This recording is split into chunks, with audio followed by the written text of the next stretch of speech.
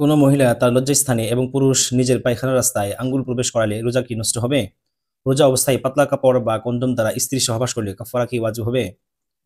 রোজা অবস্থায় বিড়ি, সিগারেট, হুক্কা ইত্যাদি পান করার দ্বারা রোজা কি নষ্ট হয়ে যাবে এবং কি কাফারাও দিতে হবে?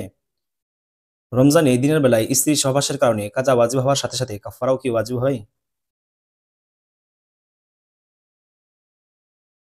হামিদুল ইসলাম আপনি লিখেছেন যে কোনো মহিলা তার লজ্জাস্থানে এবং পুরুষ নিজের পায়খানা রাস্তায় আঙ্গুল প্রবেশ করালে রোজা কি নষ্ট হবে?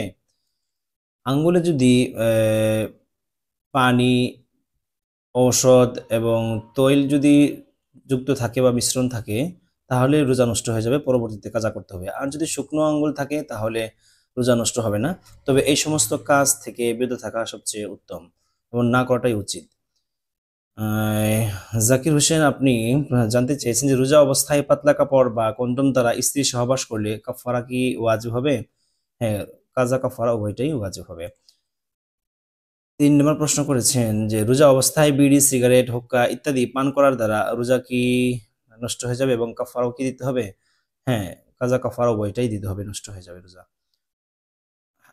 আব্দুল হাকিম আব্দুল হাকিম আপনি জানতে চেয়েছেন যে রমজানে দিনের বেলায় স্ত্রী সহবাসের কারণে কাজা ওয়াজিব হওয়ার সাথে সাথে কাফারাও কি ওয়াজিব হবে? হ্যাঁ, কাজা কাফারাও ওয়াজিব হবে। তবে স্বামী স্ত্রী উভয়ে যদি রাজি থাকেন তাহলে কাজা কাফারা উভয়টাই ওয়াজিব হবে এবং উভয় জনেরই উপর ওয়াজিব হবে।